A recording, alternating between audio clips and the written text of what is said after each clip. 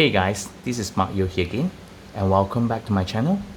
So I've been using the Xiaomi Redmi 9 for the past 3 weeks already, and also I put my DG SIM card into it for more than 1 week and use it as my daily driver. Some of the times using this phone, I didn't feel like using an entry-level phone. It felt like using an upper mid-range smartphone. But some of the times, certain things that I do brought me back into reality, reminded me that this is just an entry-level smartphone.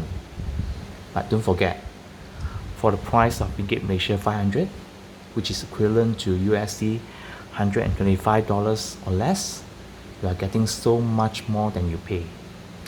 So today, let's talk about the pros and cons of using this entry-level smartphone from Xiaomi. For starters, number one, the starting price is so competitive. The retail price in Malaysia, is Ringgit Malaysia 499 for the 32GB plus 3GB of RAM, and 599 for the 64GB plus 4GB of RAM. And now even some of the online retailers are selling the 64GB variant for around Ringgit Malaysia 500 or even less. So let's check it out, guys. You can check it out in Shopee or Lazada. Secondly, for an entry-level phone, the phone screen is actually huge at 6.53 inch with full HD IPS LCD, which is very good for this price. So seldom at this price point manufacturers actually give full HD screen. So watching contents are actually comfortable and enjoyable. You don't feel the screen is washed out. You can go down to very low brightness under dark condition, so not giving additional strain to the eye under dark condition. So even under bright sunlight, visibility is not a problem. So of course you need to bump up the brightness to the max. As I said before in my previous video, IPS LCD is actually getting better, and the screen is actually protected with Corning Gorilla Glass 3 for better scratch protection. So although the refresh rate is only 60 Hz, but scrolling and app opening has been very smooth. I'm actually quite surprised.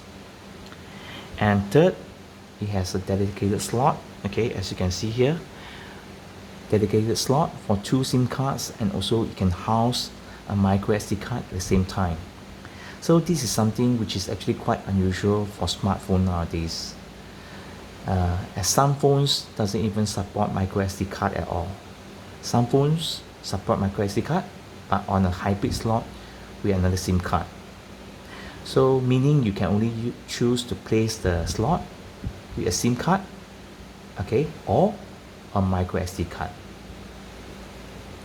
Number 4, if you can see here, you have a Type-C port for fast charging and also faster data transferring, which is actually rarely seen in an entry-level budget smartphone. So far I haven't seen any phone with Type-C which priced under Ringgit Malaysia 500. And number 5 is actually the call quality. The data connection and GPS has been great on this phone. Well, I can even get voice over LTE and also voice over Wi-Fi on this phone on DG SIM card. So for this kind of price point, you get this kind of support is actually superb. And also for the Wi-Fi, it actually supports to 5 GHz and also 2.4 GHz of Wi-Fi. Next, battery life.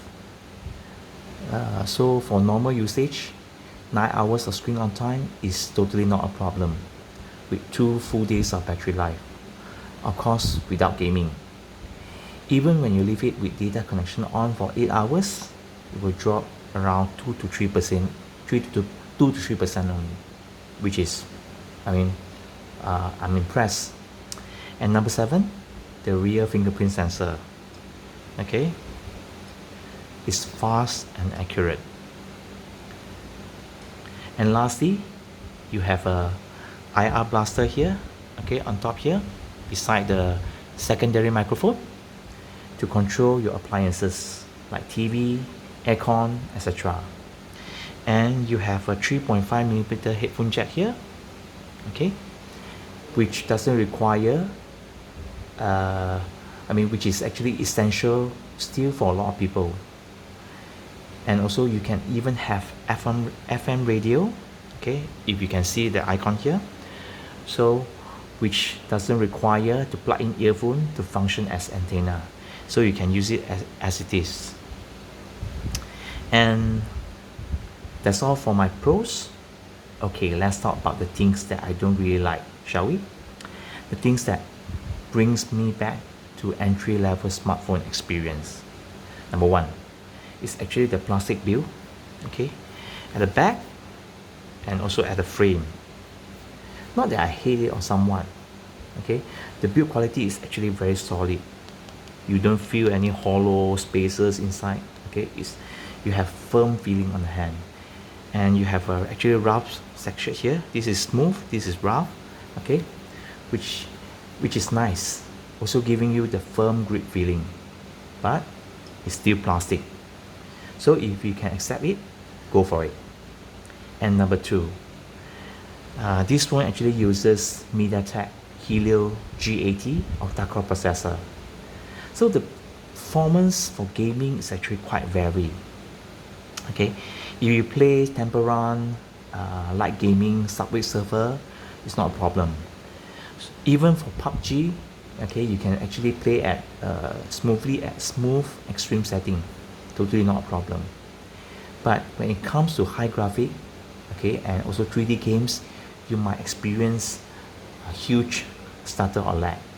For example, Xbox 9 is totally not playable in this device. Okay, I'm a fan of Xbox 9, but it's totally not playable. It lags a lot and also it stutters a lot.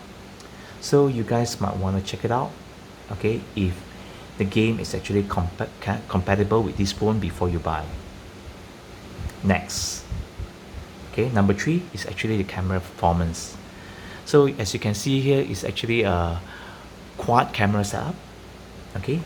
The 13 megapixel main shooter and also 8 megapixel ultra-wide camera are actually sufficient to take decent photos under enough lighting. But under low light, the shots are below par.